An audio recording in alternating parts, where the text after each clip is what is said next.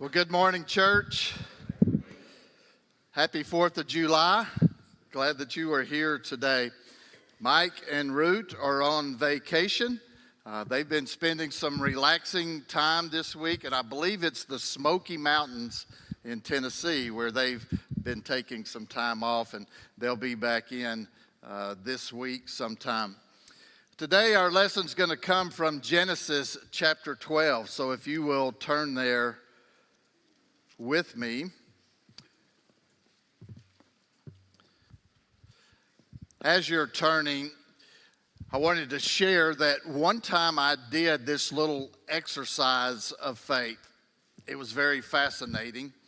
I was on a church staff and we all did this, and some guy led us through it. And we sat down and we just traced our journey of faith. And we talked about what were some of the high times, what were some of the low times. And he would ask several questions and we would write these and put them on a date. And then we would look at the dates and where we put, was this a high time or low time? And you got to kind of check and see the history of your faith, the journey of your faith. It was a fascinating exercise to just go back and look and say, where did it begin? What were the highs? What were some of the lows? And then begin to just think about what your relationship with God was. So today, as we're going to look in really 5 instances in Abraham's life, just in the first 2 chapters of his story. Abraham, known as the man who God counted his faith as righteousness, a man who's known for his faith. We're going to look at his journey of faith here as we begin in chapter 12. Let's read the first 5 verses here. Now the Lord said to Abram, "Go forth from your country and from your relatives and from your father's house to the land which I will show you, and I will make you a great nation. I will bless you and make your name great, and so you shall be a blessing, and I will bless those who bless you. And the one who curses you I will curse, and in you all the families of the earth will be blessed." So Abram went forth as the Lord had spoken to him, and Lot went with him. Now Abram was 75 years old when he departed from Haran. Abram took Sarah his wife, and Lot his nephew, and all their possessions which they had accumulated, and the persons which they had acquired in Haran, and they set out for the land of Canaan. And thus they came to the land of Canaan. So we see in this story, just earlier in chapter 11, we were seeing some of the genealogy that brought us to Abraham. And now we see God calling Abraham. We see this encounter that Abraham had with God. And by the way, our text is going to say Abram and Sarah, or Sarai. We know a little bit later in chapter 17, he changes their names to Abraham and Sarah, the names we're most familiar with. So I'll probably be reading those as Abram and Sarai or Sarah, but I will be saying Abraham and Sarah here. So in case you get confused, that's where we are. So Abraham heard God's voice, and God told him, "I want you to leave the land where your family is, the land that you're comfortable with, the land that you know, and I want you to go to a new land. And the reason I'm asking this is I'm going to do something. I'm going to do a mighty work, and I'm going to do it through you. I'm going to bless you, and you are going to be a blessing to others." And so Abraham had this experience, and it was real. And he picked up and took everything, and he left where God was leading him. So we see this first instance of faith in Abraham's life is he had an encounter with God, and it changed his life. Now, let's look down to verse 8. We're going to see a few verses later. It said, "Then he proceeded from there to the mountain on the east of Bethel, and he pitched his tent, with Bethel on the west and Ai on the east. And there he built an altar to the Lord and called upon the name of the Lord. So we see a second instance here of Abraham's faith. And so Abraham was on a journey, and he got to this point where he saw the mountains here, and he went up on the mountain. Now, we know that that's very symbolic, and not only was it symbolic in biblical times, but we can sense that today. When you're on a mountain, you can just see further out, and it makes you think of how great God is. And you see just a glimpse of his creation power. And so people love to get up on the mountains. And not only is it because you can see more, but you also, there's just this sense, the higher that you're up, the closer you are to God, right?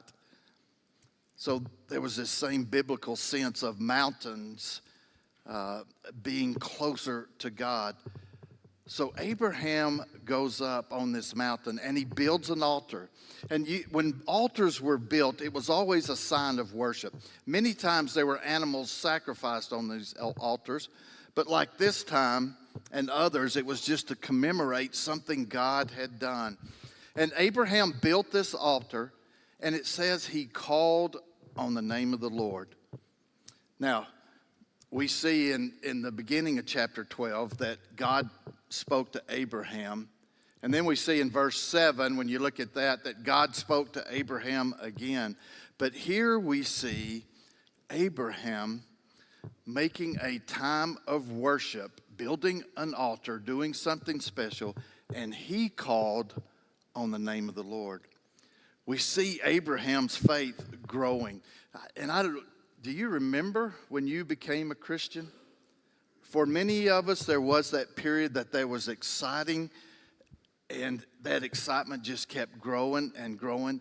And there was a point where it seemed like you would always trust God, that you had such an appreciation, and your dependence on God was so great that you thought, this will never change.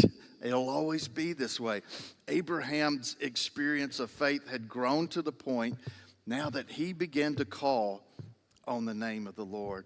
So we see this second instance of faith, that Abram had an encounter with God, and then the second instance of faith that is growing. We see dependence, we see trust, we see faith. But now look in verse 10. Now there was a famine in the land. So Abram went down to Egypt to sojourn there, for the famine was severe in the land. Well, somewhere along the line, faith gets tested. There's a crisis. There's a famine in the land. Abraham's journey and his security as he journeys away from his family is his herd, his livestock. That's his wealth. That's his food. It's how they survive. And now there's a famine, and he has the question of, how will I keep them alive? So we see a journey of Abraham's faith, and now we see a crisis has come into Abraham's life. We know crisis is what we all are going to experience.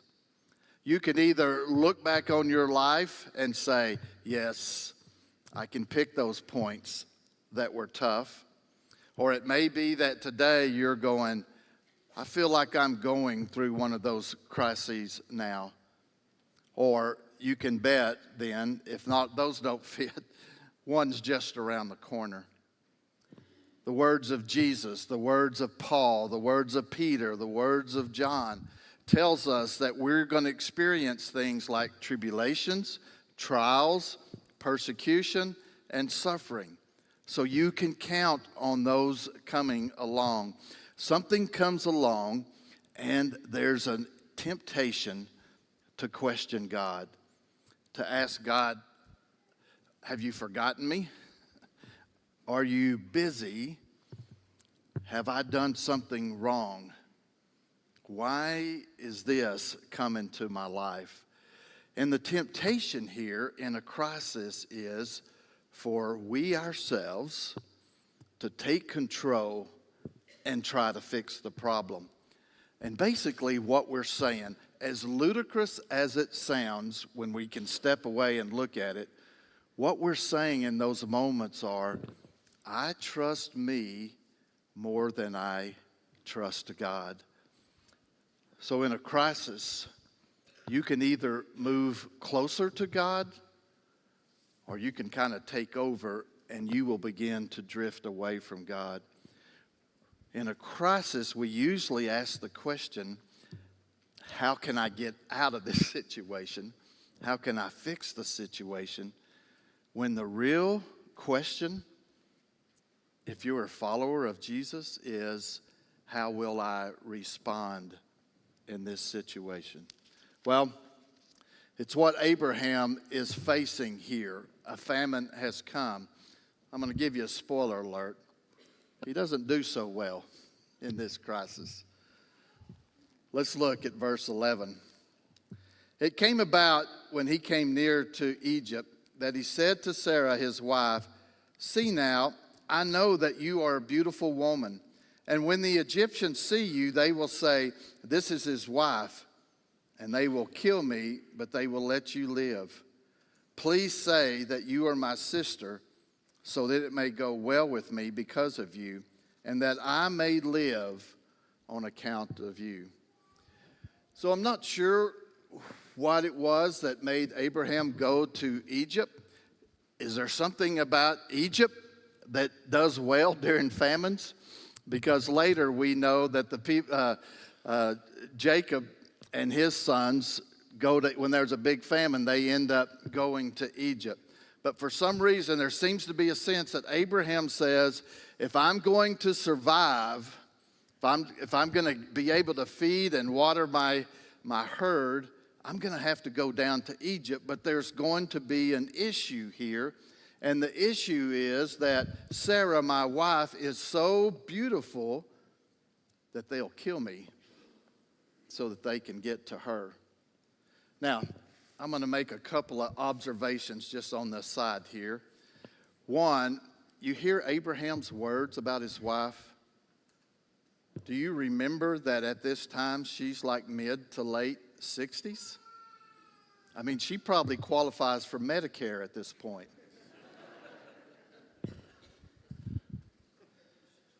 What a great ideal of beauty. I think we often in our time focus on beauty as youth and thinness, right? We forget about the power of the radiance of a smile, the warmth of friendly eyes, joy in laughter, those things that make a woman so beautiful.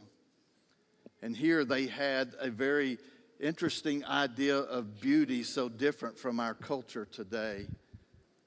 And Abraham says, look, you're beautiful, and they'll kill me to get to you. That's my first observation. Second observation as I look at this, you're so beautiful, they're going to kill me to get to you. Why is that not a lyric in a country western song? How have we bypassed that over the years? I mean, I started looking. Here are some titles of songs. I'm so miserable without you, it's just like having you around. If the phone don't ring, baby, you know it's me. How can I miss you if you won't go away? I want to say, if those can be songs, how is it that we've missed You're So Beautiful, they're going to kill me to get to you? All right, back to Abraham. Why did Abraham do this? Well, as a husband going into a foreign land, he would be killed so that they could take Sarah as his wife. As a brother, it changes. If he's a brother, somebody comes to him and they said, I find favor with your sister. I would like to start negotiations for taking her as my wife. See, it's a lot different. That's why Abraham says, say that you're my sister so that I may live. Because a brother wouldn't be killed, there would just be negotiations. Now, I'm wondering if really Abraham was thinking, he's got this plan, right? He's come up with this plan. I'm thinking he's thinking that I can do a stall tactic here. Somebody will come to me and I'll say, hey, yes, for her, I'll take 30 camels, 30 sheep, 20 head of cattle. And somebody's going to go, whoa, nobody pays that. Nobody pays that for a wife. And maybe he thinks a guy's going to come back and go, okay, I'll give you 15 camels, 15 sheep, 10 herds of cattle, and I'll throw in 2 female servants. Or, and somehow maybe he's going to bargain and just always raise the price too high. He gets his livestock taken care of, and he just says, well, nobody wants to pay the price. He scoots out. Abraham has come up with a plan. Now, it involved lying and deception. And if we look at what Abraham is doing, we see the faith of getting up and leaving the country. We see his faith deepening as he goes up to the mountain and calls upon the Lord. Now we see Abraham, by his actions, saying, I trust my ability to lie and deceive to get out of a situation more than I trust God. Well, how did his plan work out? Backfired on him. Verse 14. It came about when Abram came into Egypt, the Egyptians saw that the woman was very beautiful. Pharaoh's officials saw her and praised her to Pharaoh, and the woman was taken into Pharaoh's house. Therefore he treated Abram well for her sake, and gave him sheep and oxen and donkeys, and male and female servants, and female donkeys and camels. Yeah, Abraham's plan, him taking things into his own hands, did not work out so well. Another man who saw that his wife was beautiful, negotiations would begin. But if the Pharaoh, the king of the land, finds Sarah favorable and beautiful, the Pharaoh doesn't negotiate. He just takes. And not only did he take her and put her in his household, but he paid Abraham very well. And now Abraham's in a mess. What in the world is he going to do? How's he going to get out of this? And he's got to be kicking himself. And he's thinking, God said he was going to bless me and that there were going to be many offspring from me. And now my wife's been taken and she's living in another household. I've messed up everything. Well, fortunately, God steps in. But the Lord struck Pharaoh and his house with great plagues because of Sarah, Abram's wife. Then Pharaoh called Abram and said, "What is this you have done to me? Why did you not tell me that she was your wife? Why did you say she is my sister, so that I took her for my wife? Now then, here is your wife, take her and go." And Pharaoh commanded his men concerning him, and they escorted him away with his wife and all that belonged to him. Well, God rescued Abraham. He got himself in a mess. He discovered that fact that we can choose our behavior. We have free will. We can choose what we decide to do. One thing we cannot choose is the consequences that come because of that behavior. But God stepped in. Whether it was by a dream or what, somehow Pharaoh knew that Sarah was his wife and that the sickness that was on them was because she was in his household. Now, Pharaoh gave Abraham quite a tongue lashing. If you look at those words, those were not mild words. In fact, I think you could say what Pharaoh was saying to him is, what kind of man are you that would do this kind of thing? Now, how ironic is it that Pharaoh, the one who didn't believe in Abraham's God, that had many gods that he worshiped, would be looking at the man who served God and said, what kind of man are you that would do this kind of thing? You notice that Abraham was sent on his way. In fact, he got an escort just to make sure he made it out of town. And it said he kept everything that he had. I'm assuming that's even the gifts that Pharaoh had given him. So you may go, why would God reward lying and deception?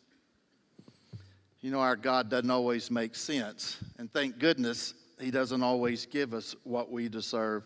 God's not blessing Abraham because of who Abraham is. God's blessing Abraham in spite of Abraham. It shows a character of God, his mercy. God stepped in and said, I'm going to do something for you that you don't deserve. But I love you and I have a plan and I made a promise. I think of that idea of I'm going to do something for you that don't deserve. And we immediately have to think of Jesus. That God sent Jesus to this world to save us from our sins. Not that we deserved it, but because of his grace and mercy. All right, so we see Abraham was tested, and he took things in his own hand, and he failed. Well, let's look what happened. Chapter 13 now. So Abram went up from Egypt to the Negev, and he and his wife and all that belonged to him, and Lot went with him. Now Abram was very rich in livestock and in silver and in gold. He went on his journeys from the Negev as far as Bethel, to the place where his tent had been at the beginning, between Bethel and Ai, to the place of the altar which he had made there formerly. And there Abram called on the name of the Lord. Okay, crisis comes, you blow it. What do? Crisis comes and you take things in your own hand and you drift away. What do? I would say Abraham had a lot of time to think about this, and it wasn't easy on him. One, he had been shamed by Pharaoh. And I wonder what Sarah had to say to Abraham. Now, I figure she could have had some kind of words to Abraham like, why did you do that? Look what happened. I was almost stuck in Egypt for the rest of my life. I doubt she did that. See, I have a different picture, and I think there are many husbands that would agree with me on this picture. I think they left Egypt, and I think it was very quiet for about 30 minutes. And finally, Sarah spoke, and it probably was something like this. Well, Abraham, that little plan of yours sure worked out nice. Lot knew what had happened. I'm sure his faithful servants knew what had happened. Abraham had to have some shame. He could have hid from God. He could have made excuses. And it seems as though they traveled for a long time, but he was headed back to Bethel, back to where he built that altar and made a strong confession of faith and called upon the name of the Lord. He went back to that mountain. He went back to that place, and he called upon the name of the Lord. We see this fourth instance of Abraham's faith. I'm sure it had to go something like this. God, I failed you, but you are my God. and I trust you, and I recommit myself to this. When there's a stumbling, there can always be renewal and recommitment. All right, last thing here, and instead of reading it, I'm just going to describe. You noticed that it said Abram had become very rich in livestock and silver and gold. God had continued to bless Abraham. Would he remember his faith and his dependence, or would he begin to be self-sufficient? The next story in chapter 13 talks about a situation with Lot. It seems that they had grown so much, God had blessed both of them so much that they couldn't live in the same land. And there even began to be arguments between Abraham's men and Lot's men. What's Abraham going to do? He's oldest. He's taken Lot along. He's the chosen one of God to bless a nation. He could have easily demanded his rights. He could have probably, if he's a good liar and deceiver, at least in his own mind, he could have thought of some plan. But he says, Lot, you choose. Look at the land. If you choose to the left, I'll go to the right. If you choose right, I'll go to the left. So Lot made his choice, and Abraham went the other way. Just so happened that it was the land of Canaan. Verse 14, chapter 13, the Lord said to Abram, after Lot had separated from him, now lift up your eyes and look from the place where you are, northward and southward and eastward and westward. For all the land which you see, I will give it to you and to your descendants forever. I will make your descendants as the dust of the earth, so that if anyone can number the dust of the earth, then your descendants can also be numbered. Arise, walk about the land through its length and breadth, for I will give it to you.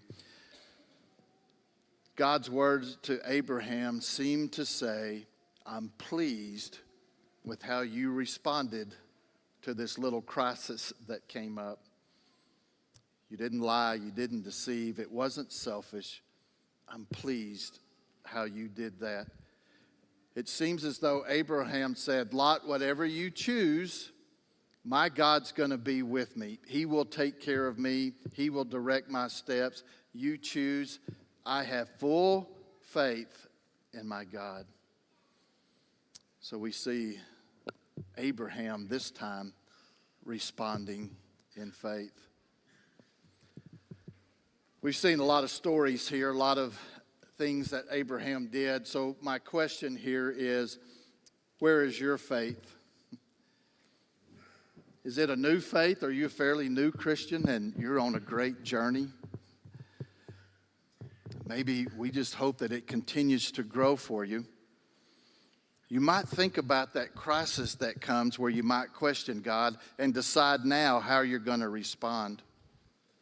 Maybe you are in the crisis today. Maybe there are those questions of like, has God forgotten me? Is God busy? Did I do something? Why is life so hard right now? It may be that you've had the crisis, you took things in control, and you've drifted away. Don't forget renewal and recommitment. We see in the end what faith looks like. That we keep the character of God in all our dealings with our people, with businesses, in everything we do, and we trust God to direct our steps. May we all join together and live that life of faith. We're going to have a song here in a moment. We'll stand. We want to let you know if there's anything that we can do, we'd love to help. If you're about to make that decision to begin a journey of faith, we want to help you do that. If you've drifted away and you want to come back, you say, I need to recommit. I need to be like Abraham. Find my place and say, you are my God and I am going to trust you. It may be that you're in the midst of crisis and you just say, pray for me, brothers and sisters, that my faith may be strong. If there's any way that we can help you today, we'd ask you to come forward during this song as we stand and as we sing.